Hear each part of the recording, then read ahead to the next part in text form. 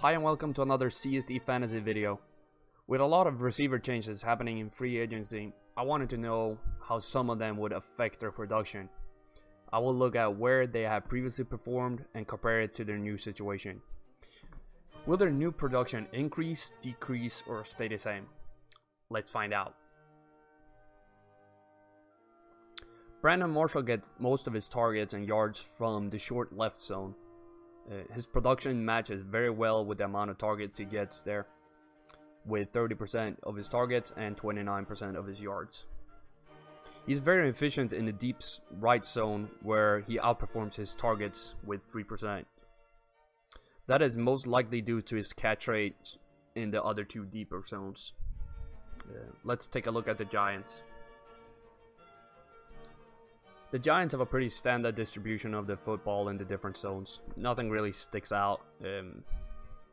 Marshall's worst zones were the middle ones, and it so happens that those are the Giants target the least as well.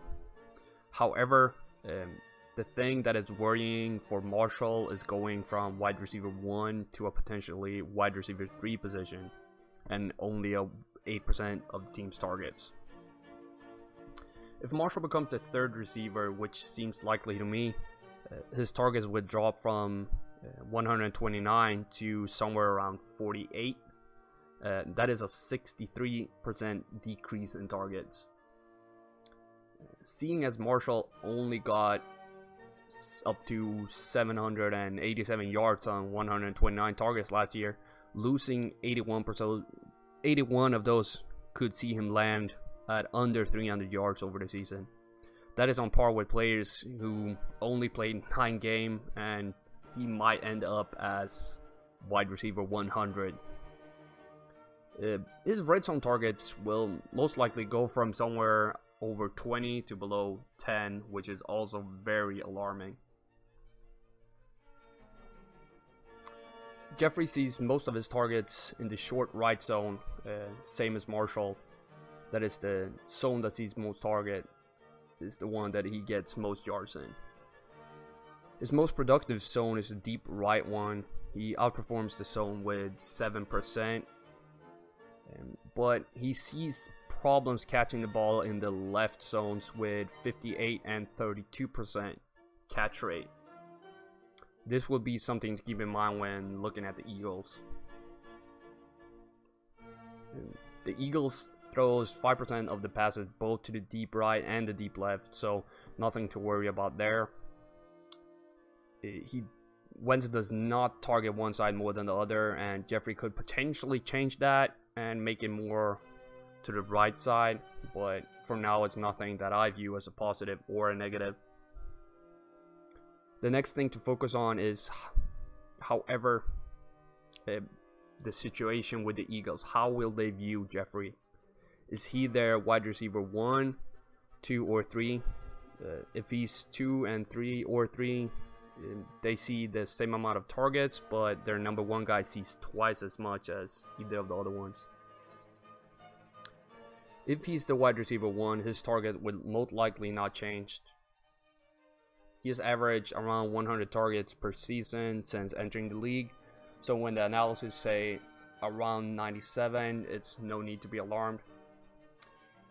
If he's the wide receiver 2 or 3, his targets will probably get cut in half.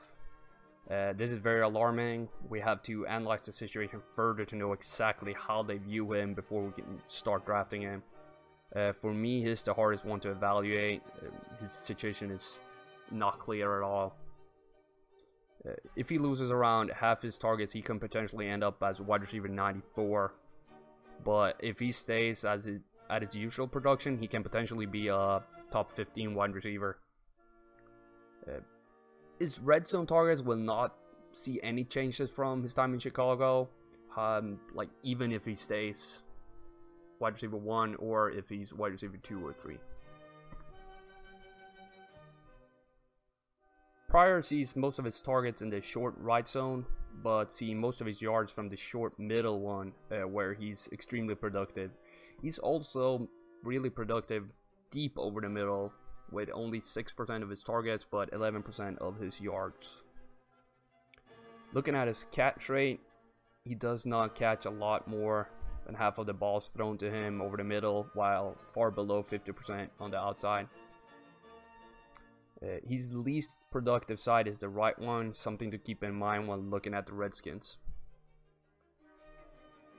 And Cousins love throwing to the short right, where Pryor's used to see a lot of targets, but can't really perform what we would want from those targets. So that's something to keep in mind. The middle short zone is the least targeted zone. That is a little bit worrying. If the Redskins had more there, I would be higher on Pryor. Not so much now. Looking at who they target, they have been very consistent. There is not much difference in being the number 1 guy to being the number 3 guy. Pryor had 141 targets in Cleveland last year. The Redskins, if they keep Cousins, they usually target their wide receiver 1 around 116 times. This will most likely change since they lost Garcon and Jackson, but if it stays remotely the same, Pryor will see a loss of almost 30 targets. That is a significant number for a guy that tries to find his own as a top receiver. The real interesting thing for me with Pryor is that quarterbacks that have targeted him last year had a 55% completion percentage while doing so. Cousins complete around 64% of his passes, so if we assume that he will have the same completion percentage with Pryor next year, his overall receptions will decrease from 77 to 74, even if he goes down to 116 targets. I would say that there's a strong possibility that he will perform better than last year if Cousins stay. Otherwise, I'm not happy about it. His red zone targets will stay roughly the same as in Cleveland. Jackson sees most of his targets in the short right zone with 30%, but he only gets 15% of his yards from those targets.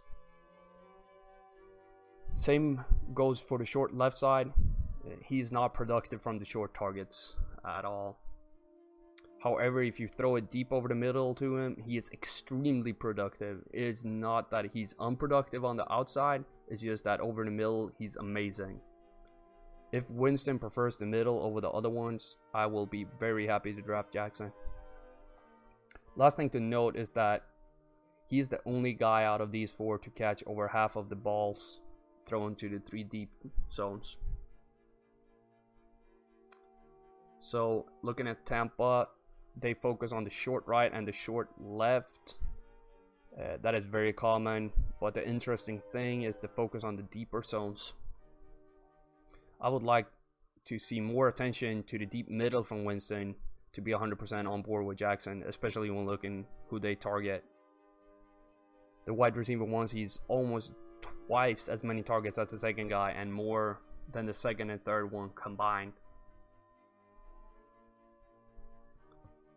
Assuming Jackson is the second receiver in Tampa, he will go from triple-digit targets to around 60.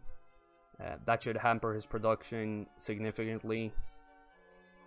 I know a lot of people are high on Jackson going to Tampa where Winston can go deep. But you know what Winston loves more than going deep? Mike Evans. Evans saw more than a fifth of all of Winston's throws, as shown previously. And going on Jackson's catch rate with his new targets, he will catch around 12 deep balls next year instead of 20. That is a potential loss of 260 yards, because every deep ball targeted that Jackson loses is a potential fantasy loss of 1.8 points. Jackson needs to steal a bunch of targets from Evans for me to be high on him.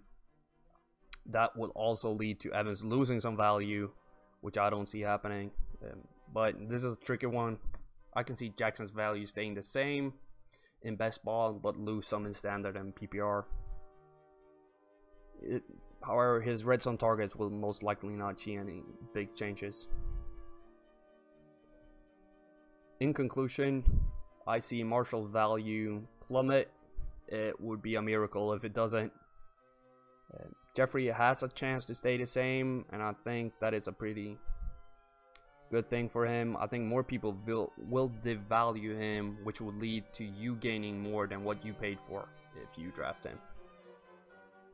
If Cousins stays and gives some of Jackson and Garson's targets to Pryor, I think he can go from wide receiver 21 to maybe top 15 with a little bit of luck. If Dawson and Crowder steps up, I think he will stay around top 20. Jackson's value for me dropped. I have a hard time seeing him producing the same when potentially losing that many targets. But if you think Winston would change some targets from Evans to him, fair enough, go draft him. Thank you very much for watching. Please leave a thumbs up and subscribe. Everything is appreciated. You can check out Instagram and Twitter for more charts and numbers with links in the bio. You can also head over to CSD Fantasy's website for more fantasy numbers. And as always, the spreadsheets are dark and full of terror.